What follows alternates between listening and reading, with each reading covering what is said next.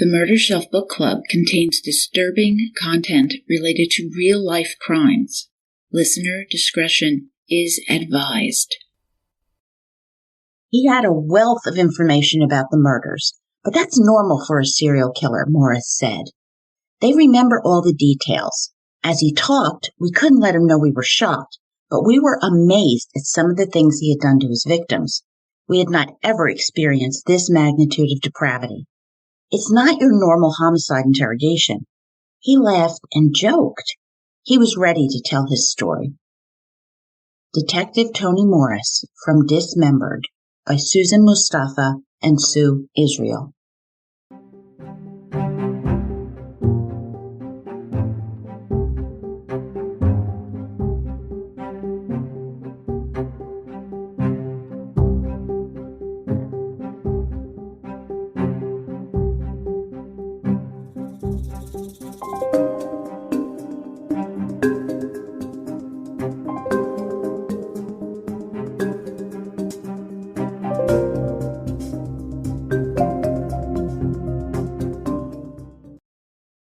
Well, welcome to the Murder Shelf Book Club podcast. I am your host, Jill, and this is episode 76, Conscience of the King, second cast part 3 of Dismembered by Susan Mustafa and Sue Israel.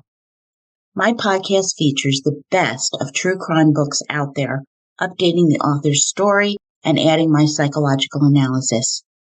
Many of us have no time to read, so I read for you. And happy Thanksgiving to you all. Holidays can be stressful, but it's my sincere wish that we all enjoy, chill out, and eat our faces off as we cheer on our teams. Love those you love and take a breather. We can all keto and cut carbs and continue dealing with life on Friday. All right, in our last 2 episodes, 74 and 75, we learned about the victims and how they perished, and that 2 serial killers were at work in the Baton Rouge area, Derek Todd Lee and Sean Vincent Gillis. It was solid police work and DNA that finally reeled Sean into custody, charging him with murder. If you haven't listened to these prior episodes, I would do so, because now we are delving into the prosecution, and it is going to take some twists and turns. With multiple murder charges pending, Sean pled guilty to the second-degree murder of Joyce Williams and was sentenced to life in prison. Next up to the legal plate was prosecutor Prem Burns. Experienced, she had been in Baton Rouge's district attorney's office since 1975 and was known as the Black Widow, who had no qualms going for the death penalty. In 2004, Prem Burns was the section chief of the Special Investigations Division of the Office of the DA for the 19th Judicial District when she was handed Sean Vincent Gillis's file. She began the longest, hardest battle she had ever fought to convict a killer. And guess who the defense attorney was? Kerry Cuccia, the same guy prosecutor Tony Clayton faced in the previous trial. Not a fan of Mr. Cuccia's. For Cuccia, Sean's 40-hour confession was a huge hurdle, and he'd seen it, heard about the egregious actions of his client, how many women he'd killed. All right, he knows that Sean is guilty. Nevertheless, he would defend his client vigorously, as he should, and he would adopt the delay strategy once again to keep Sean off death row. And I still believe that this is a violation of Sean's right to a speedy trial. Just my 2 cents, as a non-attorney out here. Motions to quash everything that could convict Sean appeared on Prem Burns' desk. This was unconstitutional. That was unconstitutional. There was another request for reports, discovery, disclosures, inspections. By July 2nd, 2004, Prem Burns filed notice of intent to seek the death penalty, triggering a new barrage of motions from the defense. Cuccia wanted to scrutinize every form, every report, searching for any technicality to get Sean off. In Louisiana, a first-degree murder hinges on it being committed with other felonies, like armed robbery or kidnapping, which makes it then eligible for the death penalty. So Cuccia is going to challenge these felonies necessary for capital punishment in Sean's case. He demanded answers from Prem. What thing of value did Sean Gillis take in the alleged armed robbery? What dangerous weapon did Sean use to commit armed robbery? These kinds of questions. Prem realized this was war and that no detail would be overlooked. Responding with just the facts, she would be bogged down in paperwork for years. Regarding armed robbery, among the items the prosecution listed as stolen was a silver and black belt, a blanket, an earring back, Donna Bennett Johnson's severed arm, and the tattoo he had cut off her thigh. Co-defense counsel Stephen Lemoyne, no relation to Terry, Sean's girlfriend, argued that body parts have no monetary value and thus cannot be stolen. Prem reminded Judge Bonnie Jackson that body parts have value to the victims. This shocked me, but in a surprise ruling, Judge Jackson ruled that body parts have no monetary value. The belt and other items did, however. So let me understand this. In Louisiana, a belt has more value than an arm. Let's see how this functions in a workman's comp case when you sever a hand in a factory. If you attack me and stole my kidney, is that not valuable? Was I not robbed? Well, I think the judge is way off on this one. I get my non-attorney brain going here. Cuccia also fought the kidnapping charge. There was no way to know if Sean coerced his victims or if they came of their own volition. But Burns did have evidence. Sean had written letters to Tammy Purpura. More about Tammy in a bit. The judge agreed with Burns and the kidnapping charge stood. And then the world turned upside down. Cuccia again challenged the admissibility of Sean's confession, and Judge Jackson agreed with the defense. Sean had asked for an attorney several times, so the confession was out. The jury would never see the videotape of Sean smiling, laughing, pride of the killings, the mutilations, of cannibalism, the utter disregard for humanity. I was outraged. But Prem Burns is a professional, and she regrouped. Her job had gotten harder, so she would work harder. The Advocate reporter, Josh Noel, had interviewed Sean, who confessed to him on July 12, 2004, saying, quote, "They were already dead to me," end quote, and that maybe stress had caused him to kill. And he hadn't killed in 5 years after Ann Bryan's murder because he was happy living a life with Terry. Burns filed a subpoena compelling Josh Noel to testify, because without the confession, Noel's testimony was now of paramount importance. Judge Jackson agreed and ordered Noel to testify, limiting the scope of the information to what was published in the article. Burns also filed a prior motion, asking that other prior bad acts be admitted into evidence to establish a pattern of behavior, to establish to the jury that Sean was a methodical killer who planned each murder with care. She listed how the cases intersected: the cause of death by ligature strangulation, DNA from the hairs collected from the victims, his victimology, post-mortem dismemberment and mutilation, which established the signature of the serial killer. Recall, the modus operandi is how the murder is committed, and the signature is unnecessary for the killing.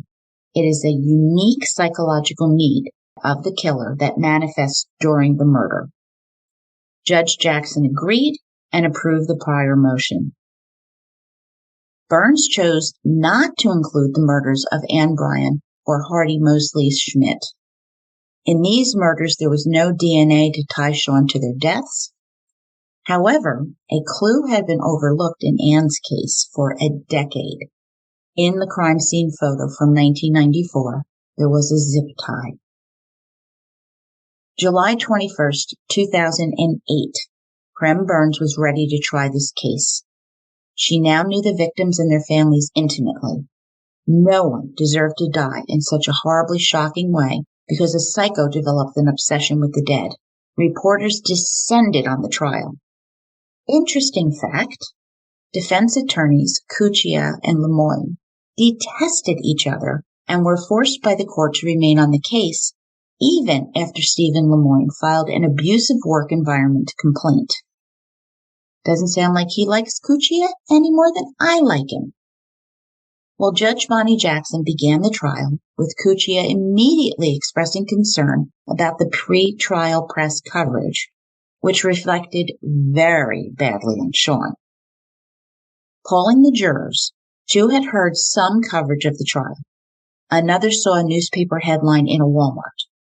Standing, Cuccia requested a change of venue, even if the comments from the jurors were insignificant. Prem Burns snorted, quote, "The comments were innocuous. The juries were painfully honest to even mention them," end quote. And Judge Jackson agreed with Burns, swearing in the jury. After the judge defined the charges, Burns began to describe the last moments of Donna Bennett Johnston's life. It was harrowing. She revealed all of Donna's foibles, that she had methamphetamine and alcohol in her blood, 3 times the legal limit. A prostitute, she had battled her cocaine addiction for years, but she was also a daughter and a mother of 5 children. DNA taken from her severed arm was consistent with the defendant's. Tire tracks were investigated, which came back to the defendant. A silver and black belt found in the van behind Sean Gillis's house belonged to the victim's daughter, Savannah. Pictures of the victim were deleted from his computer, and it went on and on and on, describing the mutilation Donna's body had endured in death. In letters written to Sean's jailhouse friend, here we are, Tammy Purpura, while in prison, Sean confessed to the murder. Prem was limited, however, and could not tell the jury that Sean Gillis had eaten parts of his victims because that information came from his confession, ruled inadmissible. Prem closed saying, quote, "This murder was well planned, well conceived, well executed.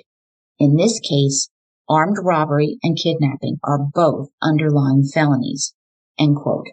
And Cuccia jumped up demanding a mistrial. "You ruled that you cannot rob body parts." Judge Jackson denied this. Now Cuccia addressed the jury presenting his case. He was more laid back than Burns, befriending the jurors, being their buddy. Did jurors actually fall for this? I mean, really? Really? Using PowerPoint, he explained the critical elements of the law, especially the part tying first-degree premeditated murder to underlying felonies and the death penalty. He told them that they would hear testimony about terrible happenings, deaths, and nothing indicated it was first-degree murder. All right, his priority is saving Sean's life. While this went on, Sean Gillis was excited, enjoying his day in the sun. Everyone would learn how meticulous he was when it came to butchering human beings. Strategically placing the screen, only the jurors, the judge, and the attorneys could see the crime scene photos, with Sean twisting around to make sure he got to look. Reliving his fantasies, a small smile would slip through his impassive demeanor. Jurors were obviously horrified, taken aback. One fought back tears, and some just turned away sickened. On the offensive, Prim familiarized the jury with the crime and then the victims. Crime scene tech Van Calhoun was called to the stand, speaking on the tire marks and how he tied the tire print to Sean Gillis. Jimmy Johnston, Donna's ex, testified about the affection between the 2 of them and their children. He had last seen her on a Monday. She'd asked for money, but he'd refused her. Had daughter Savannah and Donna shared clothes? Quote, "All the time," Jimmy responded, end quote. Holding up the black and silver belt, Did Jimmy recognize it as Savannah's? Yes, he'd seen her wearing it. When Cuccia spoke, he pressed, quote, "How do you know that belt is Savannah's?" Jimmy wavered. I think Savannah's was older and rougher looking. And Cuccia saw the opening. Is it her belt? Cuccia persisted. It looks like it is, end quote. But Jimmy didn't sound as certain as before, and Cuccia had scored a point. Donna's friends, Willie Banks and Brenda, testified as to when they last saw her and confirmed she was a sex worker who drank a lot. Brenda said she was last wearing jeans and a black belt. She told me, quote, "Well, if anything happens to me, tell my kids I love them," end quote. After crime scene tech Jerry Harrison testified, Burns had absolutely established that Donna was a sex worker who used drugs and alcohol, making all this a null point for Cuccia to attack Donna's character with. Now she could get on with the business of the trial, shining the light of truth on Sean Vincent Gillis. A bevy of witnesses testified before the jury as Prem Burns meticulously laid out her case.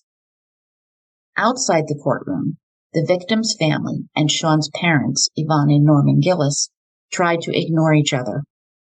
Lauren Williams actually tried to talk to Yvonne to get answers she desperately needed, but Yvonne hadn't had a clue, and reporters watched it all with bated breaths. Yvonne and Norman had visited with Sean several times. Norman now believed it was his son's duty to minister to others in prison. These souls needed saving. Both he and Yvonne were terrified Sean would be put to death. Sean's girlfriend, Terry, sat with Yvonne, and the women reminisced about better days, each helping each other through the trial. James Andernan and Lauren Kelly testified about finding a body on the edge of the Ben-Hur Canal. The Goodyear manager explained that the company kept their records for 7 years, and Sean had purchased his tires on June 24, 2003. FBI agent Jeff Methvin testified that he and Jeremy Shiro had met with Sean, who told them he had been to the crime scene right before Donna's body was discovered. See, this part of Sean's interview occurred prior to him asking for an attorney, so it was permitted to be used as evidence. Shown to the jury, it showed Sean smoking a cigarette, laughing and joking with detectives Brian White and agent Jeff Methvin, explaining, quote, "When you get an urge, it's one of those things." Would he be surprised to know that Donna's body was found not far from the tire tracks near the canal? No, it wouldn't. We wouldn't be talking. I knew you had my tire tracks, but she was not unloaded from my vehicle, end quote. His explanation of urinating by the canal seemed relaxed, as if he had nothing to hide. At this point, Sean was still denying killing anybody. Then Prem Burns reminded the jurors that Sean was so proud of his murders, he'd taken photos. The state's computer tech guy testified that he had found these photos of the victims on Sean's computer. The coroner, Dr. Edgar Shannon Cooper's testimony was particularly graphic as jurors braced themselves. He recounted Donna's injuries and cause of death. The hemorrhages in her eyes pointed to strangulation. The amputation of her arm was cut perhaps with a knife or an axe that wasn't very sharp and cut post-mortem. Probably the same weapon was used on her breasts. Carrie Cuccia probed the collection of the rape kit. Couldn't the sex be consensual? Dr. Cooper was having none of it. Quote, "This was a violent homicide," end quote. He shifted to questions about the time of death, which can be very difficult to pinpoint, with Dr. Cooper indicating 8 to 12 hours before Donna's body was discovered. Nicholas Murphy, a deputy with the sheriff's office, testified that he was transporting Sean in the rear of a police car when he asked Murphy if he liked to hunt or fish. Well, Murphy indicated that he did. Sitting in the back, Sean found a flex cuff, plastic strap used on larger inmates, and Sean said to Murphy, quote, "That's my weapon of choice," end quote. After that, Murphy declined to speak further to Sean. Crime scene technician Nicole Compton testified that at Sean Gillis's home, she discovered saws, a machete, and serial killer books. She also found zip ties and the black and silver belt from the van parked behind Sean's house. On the van's passenger floorboard, which was cluttered with boxes and bags, a silver and black belt was found, and it really stuck out. Cucci objected, wanting to suppress the search warrant, and again the judge overruled him. Jimmy Johnston, Donna's ex, was in the hallway when Norman Gillis approached, head down. He apologized for what his son had done, and Jimmy extended his hand, shaking with Norman, thanking him for that. The men chatted, with every eye locked on the two of them. By the time the conversation ended, they were chatting like old friends. Across the aisle, Lauren Williams, daughter of Johnny Mae Williams, spoke with Sean's mother Yvonne, comforting her, and then court began once more. I can only hope I would be as gracious and compassionate as these family members who are all thrown into such a horrible situation. They set an example for the rest of us. Prim Burns introduced the letters Sean had written to fellow inmate Tammy Purpura from jail. The judge explained that the jury needed to study these letters because they'd not be able to view them again during deliberations. Reading, the jurors sat upright, recognizing their importance. Quote, Tammy, you must forgive the sinner, but you may hate the sin forever. I am also a Christian, a sick, lost sheep, which through the Holy Ghost Jesus has found, too late for 8 beautiful women, who for no other reason were in the wrong place at the worst time, that being when I was there.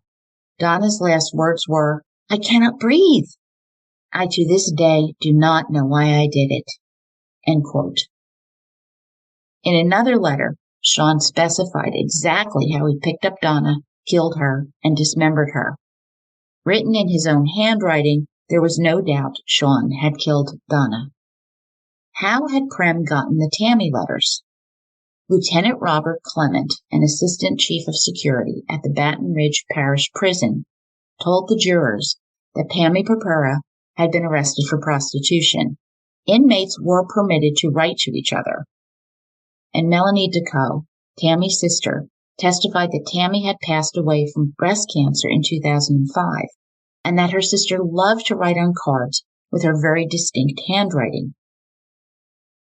Corporal Sherry Leader, with the East Baton Rouge Parish Sheriff's Department, explained that she was taking Tammy back and forth between the prison and court, and she patted her down, finding the letter. Quote, we usually don't take paperwork because it may be court documents, but Tammy told me what the letter was, and she asked me to do something with it. End quote. Judge Louis Daniels, judicial assistant, then read the letter, passing it on to Judge Daniels. He made a copy of it, and he sent the original to the DA's office, where Prem Burns got a hold of it. FBI handwriting analyst Hector Balbonio established it was Sean's handwriting, with a fingerprint expert confirming Sean's prints were on the letters. Terry Lemoyne testified next, identifying herself as Sean's common-law wife of 10 years. Yes, Sean had confessed, and he'd written the letters to Tammy because he wanted to say he was sorry. Had Sean showed her pictures of dead women on the internet? Terry confirmed he had twice. Now, Steve Lemoyne did the cross, first asking if they were related, and Terry did not know. He asked if she loved Sean. Yes, and she still did. Quote, I didn't believe he did it. That's not Sean. This is not the person I knew. This is someone who had a cat named Heather. End quote. Sean beamed at Terry as her testimony concluded. Adam Benchnell, a forensic scientist with the Louisiana State Police Crime Lab, told the jury that the photos in Sean's car of Donna, they showed Sean's partial license plate. Well, that's either a stupid or a confident serial killer. Natasha Poe, a forensic DNA analyst, tested the rape kit, building a DNA profile, sperm, seminal fluids, blood, and a pubic hair. She found a mixture of DNA. Part was Donna Bennett Johnston's, and the other matched Sean Gillis. Had she tested the belt? Yes, there was a partial match, a mix of two people, with Sean Gillis not excluded. Cuccia asked, "Did it have Donna's DNA on it?" And Poe replied, "No, it had not." Donna's daughter, 9th grader Savannah Johnston's testimony came next. Blonde ponytail swinging sideways, her eyes widened with anxiety as she was sworn in. She identified the belt as hers. When had she seen it last? Quote, "I saw it on the last day I saw my mother before I went to school. It was in my closet. My mom was my size and she borrowed or took my clothes." End quote. And the state rested. Cuccia's defense presented Donna Bennett Johnston's arrest reports for drugs and prostitution, which I find reprehensible. Shortly after noon, Judge Jackson announced, quote, "We will recess until tomorrow. There's a constitutional issue that must be addressed before I can give the jury instructions." End quote.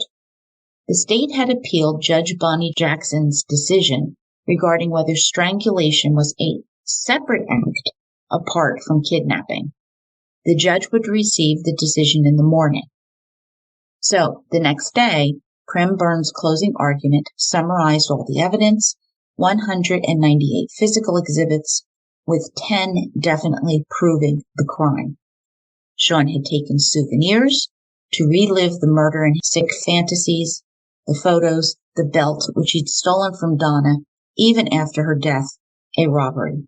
Find him guilty of first-degree murder. Cuccia began by admitting that Sean killed Donna Bennett Johnston. What he argued was this was not first-degree murder. He explained, quote, "An intentional killing, no matter how brutal, shocking, offensive, bad, is not first-degree murder. In Louisiana, first-degree murder must be coupled with a plus factor. The killing was done by perpetrating a kidnapping and armed robbery," end quote.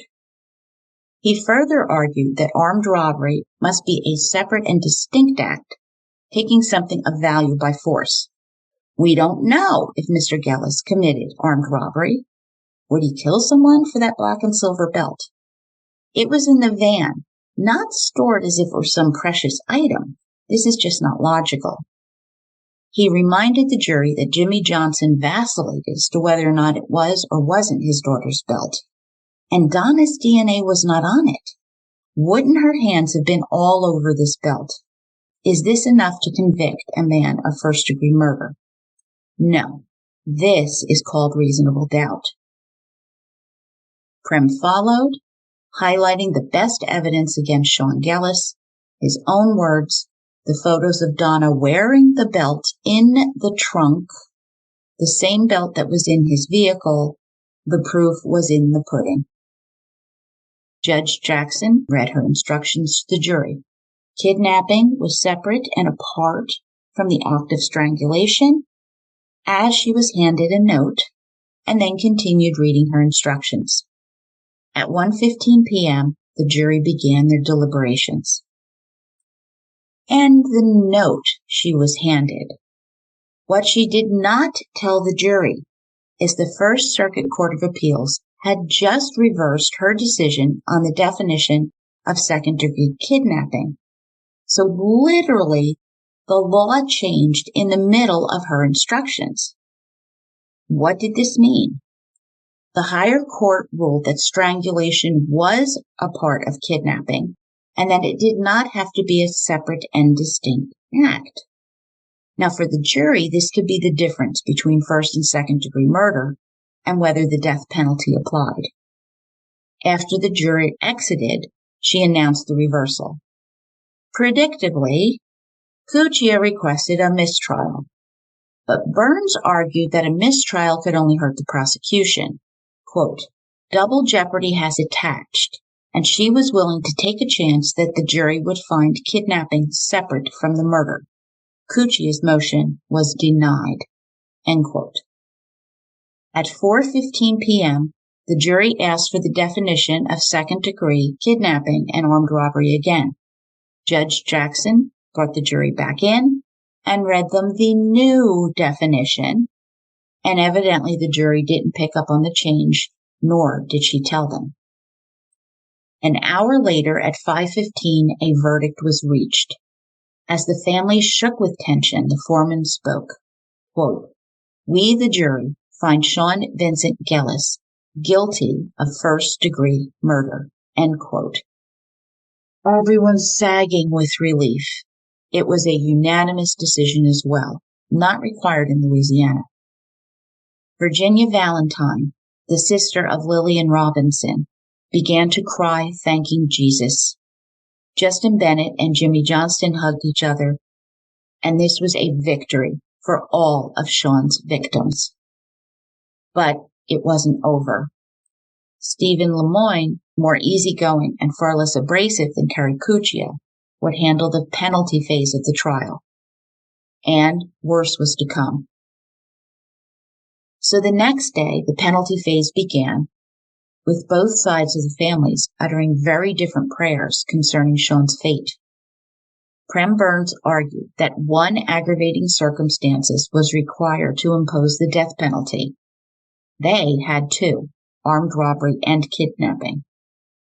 She told the jury about victim Catherine Hall, her body found in 1999, nude, zip tie around her neck, dumped next to a dead end sign. A pubic hair on her belonged to Sean Gillis. 4 years later, Johnny Mae Williams was found by a 14-year-old boy.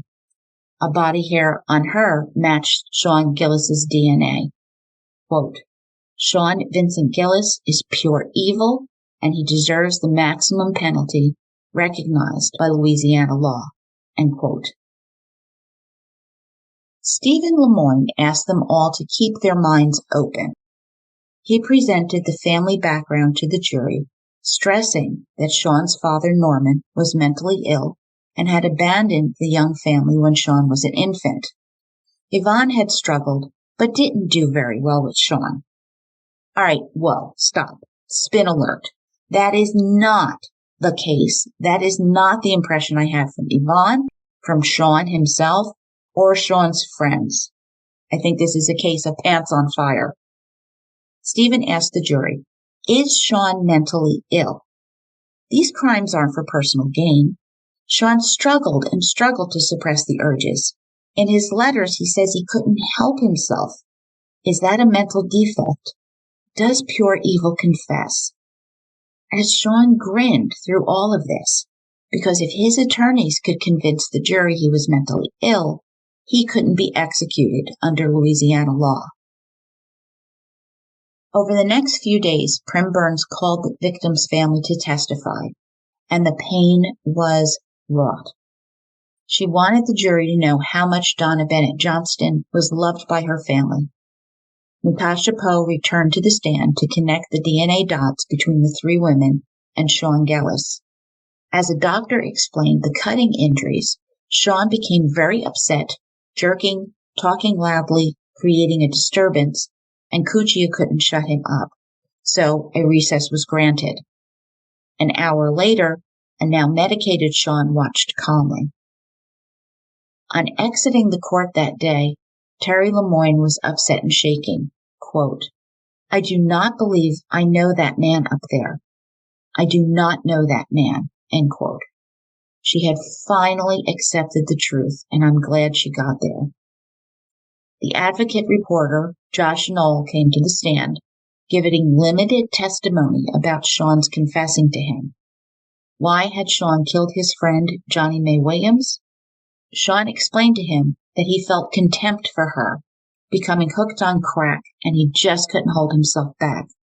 While he regretted the murder, quote, he said that if untreated medically, he would be at risk to kill again, but if treated medically, he would not kill again, end quote. The defense called Yvonne Gillis to the stand. She said that Sean had been a good son a good reader, and that she'd raised him to be a good Catholic, doing the best she possibly could. She spoke of divorcing Norman after he threatened to kill Sean, and how Sean learned that his father was a homosexual, which deeply troubled him. Prem asked Yvonne about Sean's medical history. Had Sean ever been knocked out as a kid? Any injuries? Yvonne recalled two. Climbing the stairs, he hit his head, with the doctor determining it was no big deal, and he popped his knee out playing basketball. Had he fallen on a drain pipe, knocking himself out when he was 10? No. At 14, had he had an accident at school and been knocked out? No. Had Yvonne spanked Sean? One time, with a thin belt, and she didn't like it, so instead she's taken privileges away as a punishment. Had Norman ever molested Sean? Appalled, Yvonne gasped, "No, of course not." Did Sean sleepwalk? Once, but she'd put him back to bed.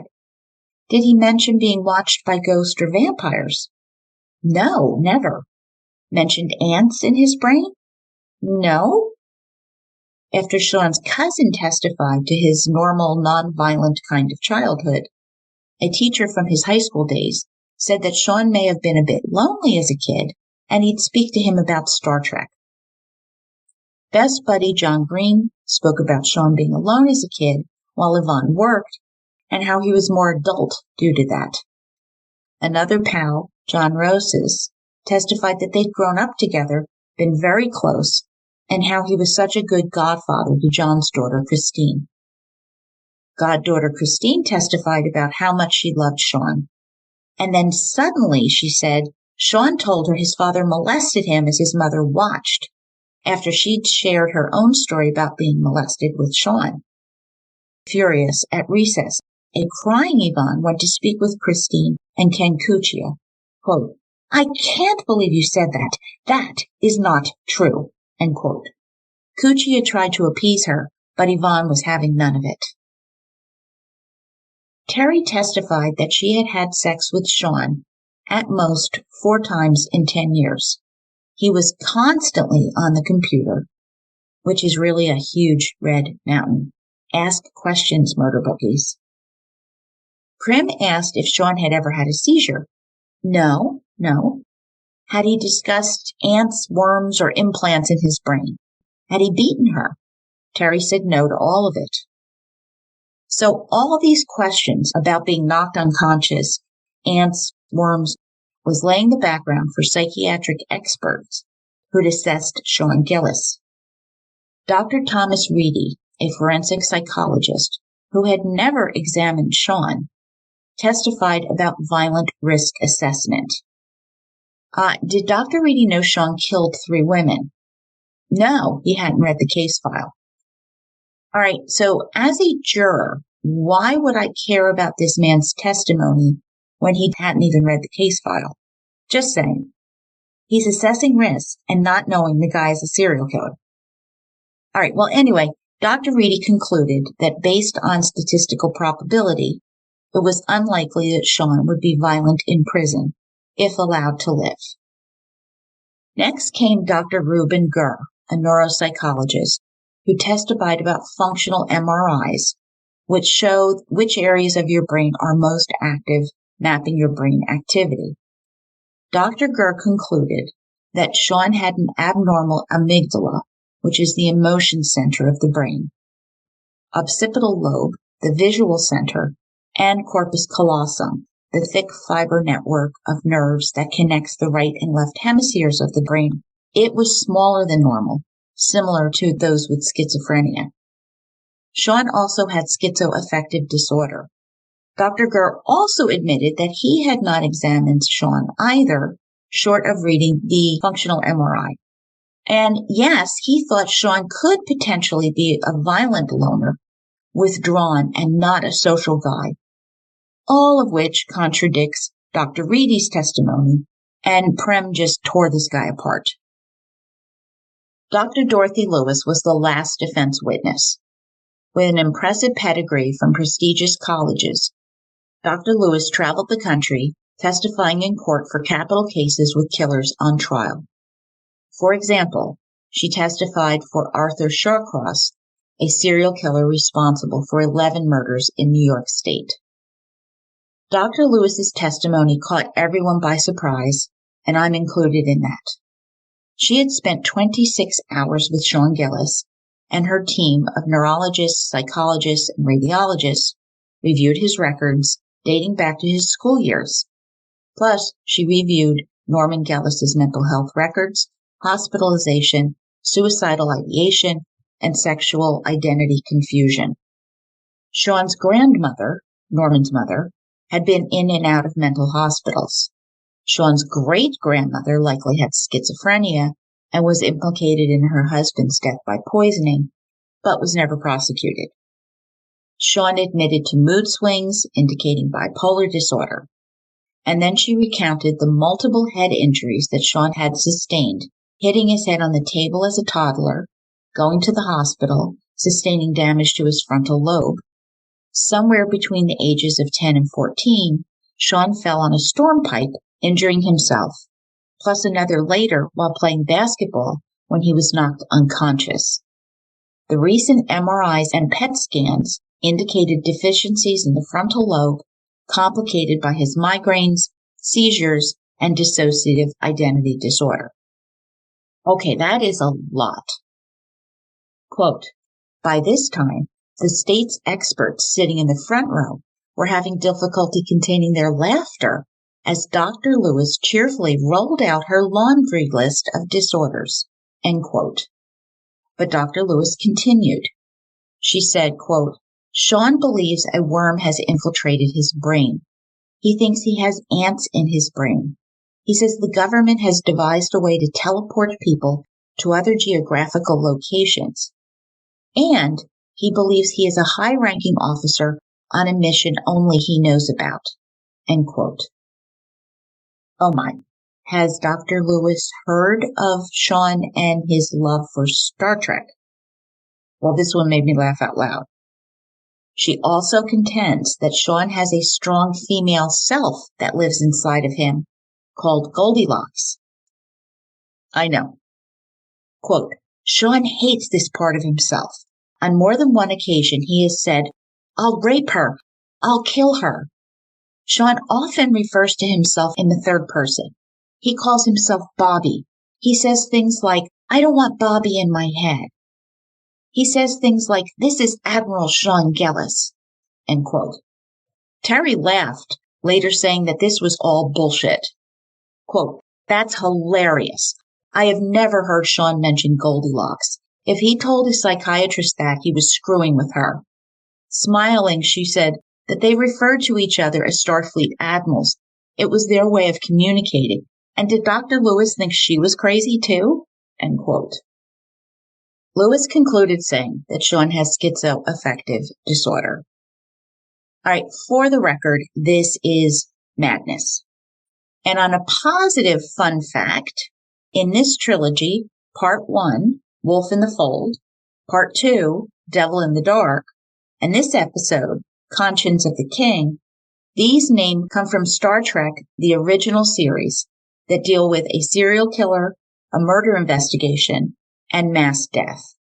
I grew up watching the reruns, and I always rooted for the bad guys to get caught. Hence, I adopted these names for the episodes on Dismembered, where this repulsive serial killer was captured and is never going to kill another woman, ever. So I thought you'd like a little insight into how my mind works. Haha. Okay, so back to penalty phase.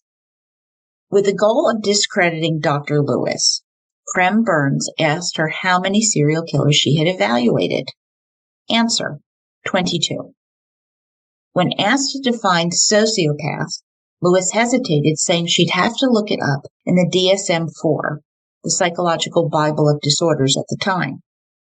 Given a copy, looking it up, Lewis struggled to find it, and Burns suggested she check under antisocial personality disorder. Quote, here it is. It is a pervasive pattern of disregard for and the violation of the rights of others that begins in childhood or early adolescence and continues into adulthood. End quote. I'm so glad the expert professional was able to find it when pointed out where it was. Prem asked if there was a record of any of the injuries that Sean claims to have experienced in childhood. Dr. Lewis replied, no, there were no records of this. Got it. Prem read from one of Dr. Lewis's reports on the supposed incident when Sean was 10. Quote, according to his sister that was there, end quote. Did Dr. Lewis know that Sean was an only child? Dr. Lewis said it was a misstatement.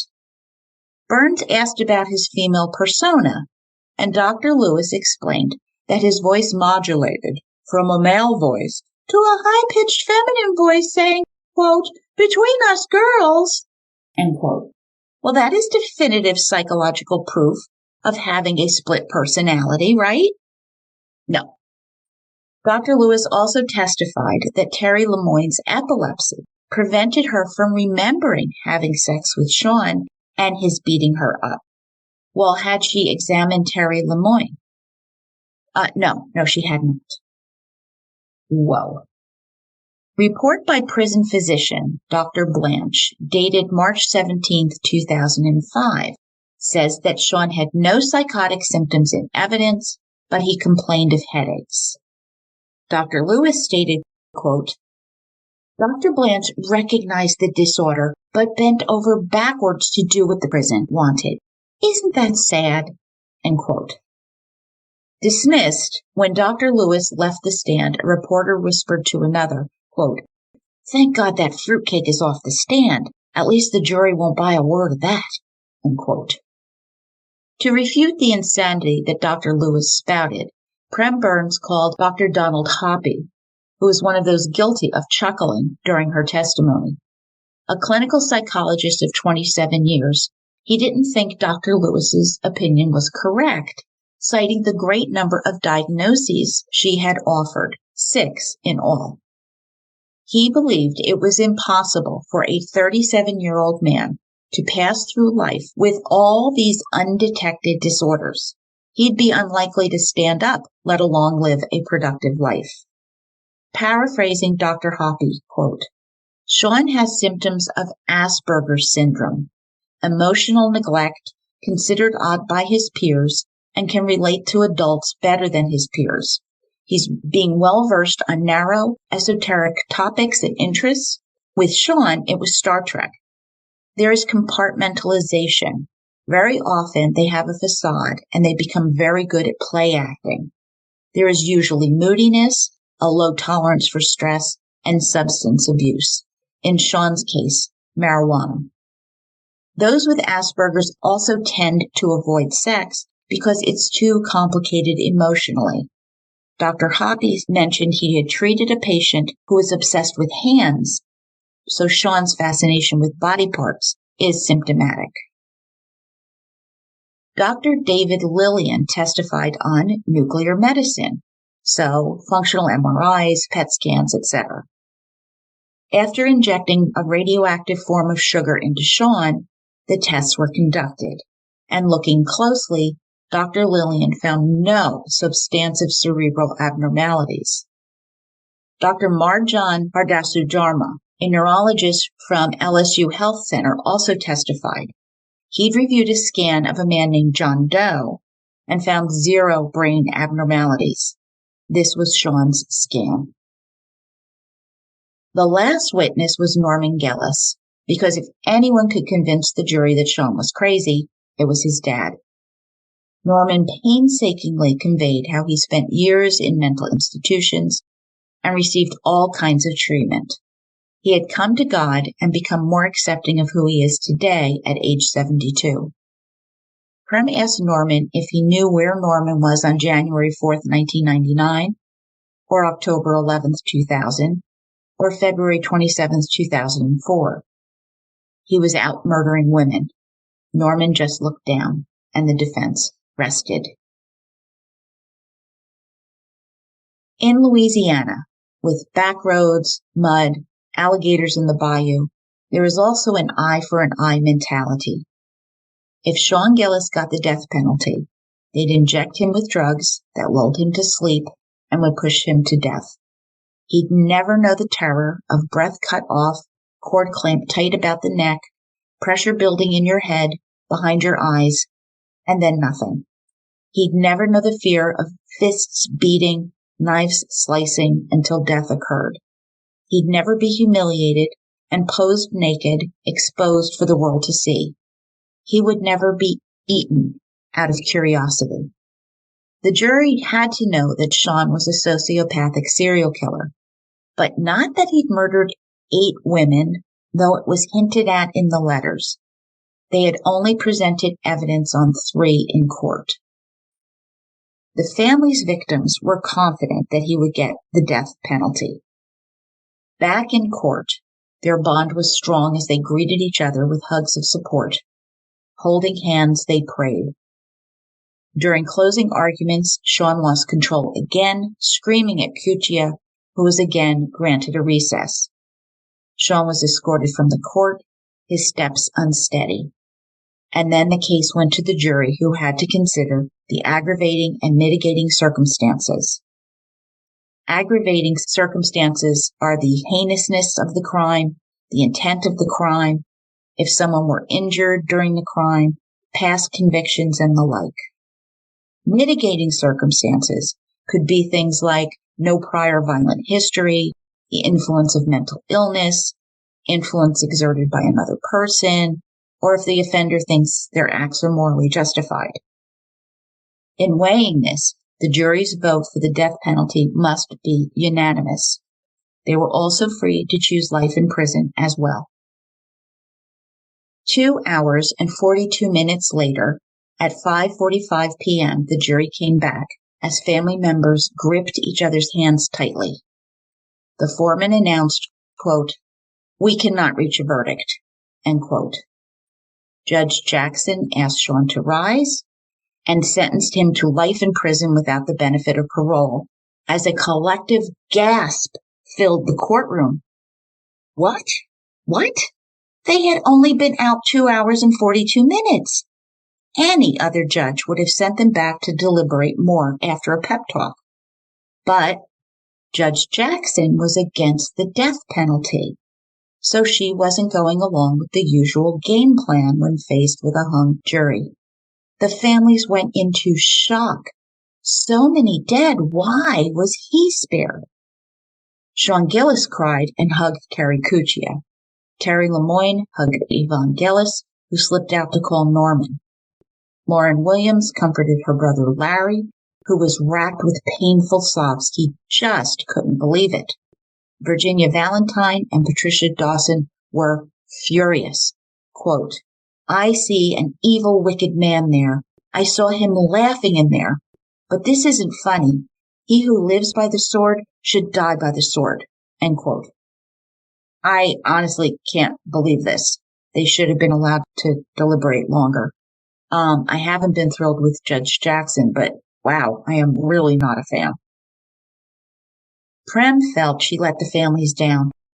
A serial killer had escaped the death penalty on her watch in a state known for vindictive justice. She had underestimated the jury.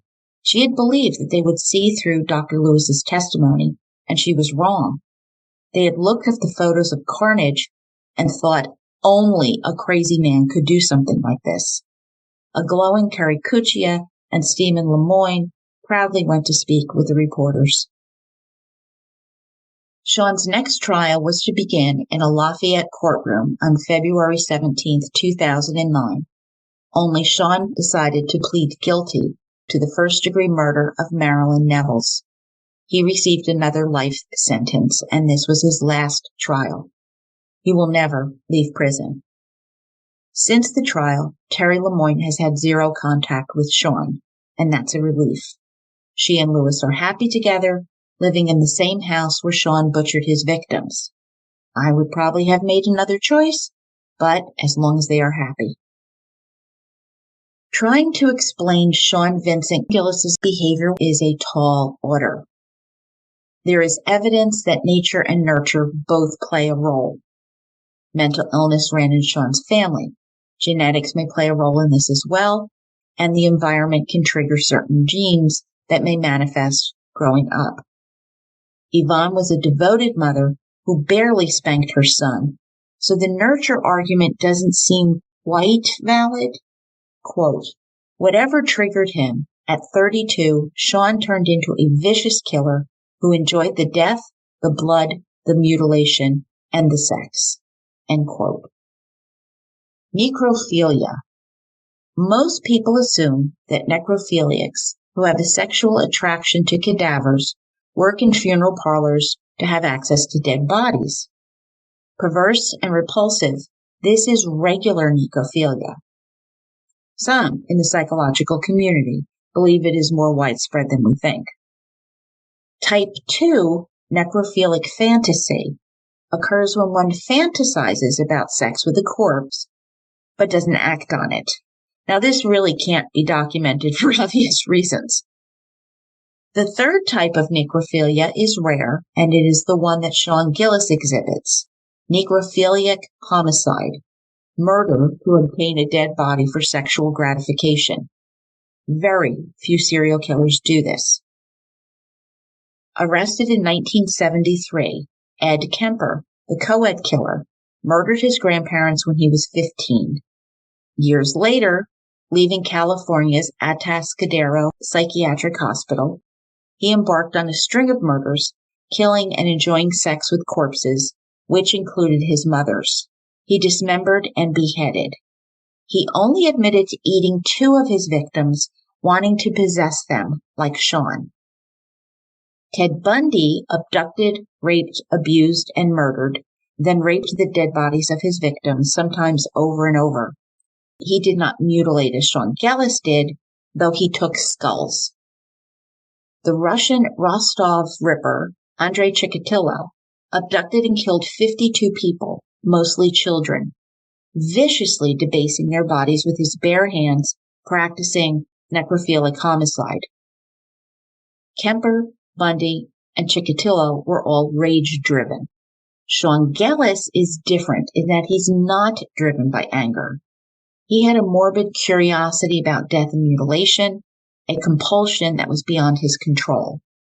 While it was purely sexual, he is an act-focused serial killer, meaning death came extremely fast for his victims, versus a process-focused serial killer who can strangle and revive victims over and over, torturing them. Sean Gillis is far sicker, more twisted, and cold, and he has more in common with Jeffrey Dahmer. Jeffrey Dahmer picked up men in gay bars, becoming obsessed with his victims. He claimed to love them and did not want them to ever leave him, so he killed them. He also masturbated with body parts like Sean Gillis. Police found a head in Jeff Dahmer's refrigerator, skulls in the closet, and a variety of body parts stashed throughout his apartment. Dahmer enjoyed dismembering, something he got into as a child inspecting roadkill. Curious, he also wanted to see, to feel the insides of victims, like Sean. He was fascinated with the process and kept the skulls because they, quote, represented the true essence of his victims, end quote. This largely mirrors Sean, except for the love. Gillis did not love his victims. Emotionality did not play a role. The other taboo, cannibalism, is sporadically practiced in some cultures around the world. In the United States, it is almost entirely practiced by serial killers. The reasons why. Research tells us that for some, violating the cannibalistic taboo results in a state of euphoria. Others experience sexual climax, and yet for others, it's viewed as a source of power. Curiosity can drive some, like Sean Gillis, and finally, Sean wanted to possess his victims forever, so he consumed human flesh. Now there are differences. Unlike Sean, who was arrogant and proud, relishing in his sadistic brutality, Dahmer was regretful and embarrassed to admit cannibalism. Dahmer told the police that, quote, it's hard for me to believe that a human being could have done what I've done, but I realize what I've done is my guilt, end quote. Sean Gillis was boastful, laughing and joking as he recounted the tale of murder and mangling. When confessing to cannibalism, sheepish, Sean acted like a little boy caught breaking a rule. He wrote to another inmate admitting, quote, "I don't know what my damage is. I don't even know if there's a name for it," end quote. Sean's father and Jeff Dahmer's mother had had nervous breakdowns. Sean was an infant when his parents divorced. Jeff Dahmer was 18. But when Sean was 18, he discovered his father was gay, causing issues for Sean. And they both felt abandoned when their mothers moved away. Jeff's to Chippewa Falls and Sean's to Atlanta. I think this is partially where the cannibalism stems from. Fear, anxiety of being left alone. Eating their victims means they possess them forever. Both men drank heavily. Dahmer to block out urges and memories of what he'd done. Sean because he's a hedonist who enjoys pleasure, partying, and smoking weed with his friends. Where Dahmer ate the ones he liked the most, Sean was emotionally flat. Quote, "They were already dead to me," end quote. Dahmer kept souvenirs and trophies of his victims, largely because he lived alone. Sean lived with Terry, maintaining his great guy persona. So imagine if Sean had lived alone, given this guy's propensity to leave dead bodies in the trunk until Terry noticed the stench of decomposition. So oof. But both Dahmer and Sean played games with their cadavers, so we can only imagine that this would have been worse had there not been a Terry. But in my opinion, Sean is also reminiscent of Jack the Ripper, the unsolved 1888 case from London, England. When looking at the Ripper's treatment of his victims, also sex workers, there are similarities. The most glaring comparison is with Jack's final victim, Mary Jane Kelly. Gaining access to Mary's rented room, Jack the Ripper had all the time he wanted. Act-focused, he killed her quickly, slashing her throat and inflicting horrible indignities to her corpse. From her autopsy report, quote, "The whole of the surface of the abdomen and thighs was removed, and the abdominal cavity emptied of its viscera. The breasts were cut off, the arms mutilated by several jagged wounds, and the face hacked beyond recognition. The tissues of the neck were severed all the way down to the bone. The viscera were found in various parts, the uterus and kidneys, with one breast under the head, the other breast by the right foot, the liver between the feet, the intestines by the right side, and spleen by the left side. The flaps removed from the abdomen and the thigh were on a table. The pericardium was open below, the heart absent." End quote. Like Sean, he cut circular incisions around the breasts, often severing them completely, like with Catherine Hall. Jack the Ripper cut Mary Kelly's left calf, deep through muscles, from knee to ankle, and doing similar to her arms and forearm. We know that Sean did similar things. Did Jack rape or practice necrophilia? The evidence is scant, given this occurred before fingerprints or rape kits were a thing. However, the victims were found with legs splayed apart, posed to shock, similar to Sean's posing of the victims. So while we don't know for sure, I think Jack the Ripper either did rape or used his knife to penetrate women, a substitute phallus of sorts, getting very Freudian. So, Sean Gillis has Asperger's and is nothing but a common lust killer with obsessive-compulsive disorder to mutilate. While the brutality is notable, he's just another serial killer. Today, in 2023, according to Ken Pasterik, the communications director for the Department of Public Safety and Corrections, Sean Gillis is in preventive segregation in Louisiana State Penitentiary at his request. Pasterik told A&E True Crime his presence in general population is a, quote, "danger to the good of the order and discipline of the facility and or whose presence poses a danger to himself, other offenders, staff, or the general public," end quote. Sean also doesn't work due to security issues, and while he has the option of taking classes, he does not choose to. Remember, he was never a good student. He spends 22 to 23 hours a day in his cell. In correspondence with others, Sean says he's remorseful, but he also told Prem Burns that he wanted to have sex with his mother, the mom who doted on him as a boy, and he raged for days after she left him to go to Atlanta when he was in his 30s. His fixation with pornography grew, and he began peeking in the neighbors' windows, caught by neighbor Carolyn Clay's daughter-in-law. This is reminiscent of Ted Bundy, who began his infamous career as a serial killer, following the same pattern. Dismembered ends with a commentary by Susan Mustafa, who recounts the other serial killers who were in the Baton Rouge area. DNA would link Derek Todd Lee to murders, and on May 27, 2003, Derek Todd Lee was arrested. August 10, 2004, a jury convicted Lee of second-degree murder of Geraldine DeSoto.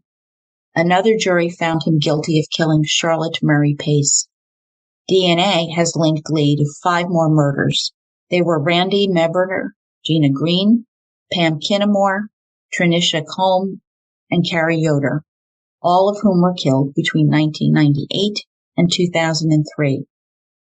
Zachary Chief of Police David McDavid, poor guy, told The Advocate in 2016 that, quote, "We believe in our hearts that he killed Connie Warner, but we can't prove it," end quote. Derek Todd Lee died from heart disease on January 21st, 2016. And I wonder how that final sentencing went. But there was a third serial killer in Baton Rouge hiding in the shadows. Jeffrey Lee Guillory, the prostitute killer. He would pose bodies, naked, legs spread, humiliating the women in death. This posing would link his crimes and is his signature. In September 2006, Guillory was pulled over for a traffic stop in Baton Rouge, and his fingerprints were taken. These prints matched those on a beer can found at the scene of Sylvia Cobb's 2001 murder. And although Guillory had a considerably long criminal history that included burglary, first-degree robbery, drugs, and forgery convictions, there was not enough evidence in Sylvia Cobb's case to prosecute him. In the recent Oxygen series, Serial Killer Capital, Baton Rouge, which I highly recommend, Sergeant Don Kelly of the Baton Rouge Police Department explains that 15 months later, December 2007, Guillory attacked a Lafayette woman, Johnny Martinez, at a bus stop. Grabbed, dragged into the bushes, he strangled her with the strap of her purse. Cocky, thinking she was dead, Guillory left her there, but Johnny survived. Arrested on February 2nd, 2010, Guillory was convicted of attempted robbery and the attempted murder of Johnny Martinez and sentenced to 50 years in prison. The Martinez arrest also led to Guillory's DNA being taken and processed, which linked him to the murders of Florida Edwards and Renee Newman. Tried for Renee's death, the jury of 6 women and 6 men deliberated for just over 50 minutes before returning its unanimous guilty verdict, which pleased prosecutor Dana Cummings greatly. He was sentenced to another life sentence. Ironically, Guillory's defense team tried to pin the murders on Sean Vincent Gillis. Didn't work. And these 3 serial killers still do not account for all of the women missing and murdered at that time in the Baton Rouge area. Susan Mustafa shares a personal story as well. Her sister-in-law Sherry was raped and murdered in Baton Rouge at age 18. She was walking to a nearby store and vanished. Her body was found on Thanksgiving, 2 bullet holes in the back of her head. By the time police had a suspect, her rape kit had been lost, so this guy continues to walk among the unsuspecting public. Susan writes, quote, "I urge women and men everywhere to be vigilant, to take self-defense classes, and to be careful when someone approaches. Even seemingly nice, normal-looking people can be killers. Do not live in fear, but be aware and be certain that the Sean Gillises in the world live quietly among you." End quote. And again, this is the lesson from this story, along with do not do drugs because it never goes well. And this wraps up Dismembered by Susan Mustafa and Sue Israel, one of the most disturbing books I've presented to you. And I still advise you to read the book. And I want to thank my Patreon members for helping pick my next book, which is Click, Click, Click by my friends from the Sugar Coated Murder podcast, Ann Varner and Karen Devaney, on a very personal murder case from their hometown. These ladies inspire me, not only doing the podcast, but writing this book, which is part of their Say My Name series, focusing on remembering victims. How does a small-town, good-natured teen land on a kill list? A toxic friendship out of control results in murder. On a clear Friday night, 3 classmates gather, a shot rings out, and one is dead, but no one knows for over 2 years. This is the story of teenage rebellion gone unchecked and a deadly collaboration, and the plan where there was no turning back once it was set in motion. Thank you for listening, Murder Bookies. I see you as you hear me. Please take a few minutes to leave an awesome review that will help me make new Murder Bookies. Share your thoughts with me at Jill at Murder Shelf Book Club on Twitter, Facebook, Instagram, and join Patreon for $4 a month. New fall and winter designs are out on Spreadshop, so get your merch. The holidays are coming fast. Links are on my blog at www.murdershelfbookclub.com with sources, photographs, show notes, our snack recipe, and wine pairing too. Always trust your gut and lock your doors and windows.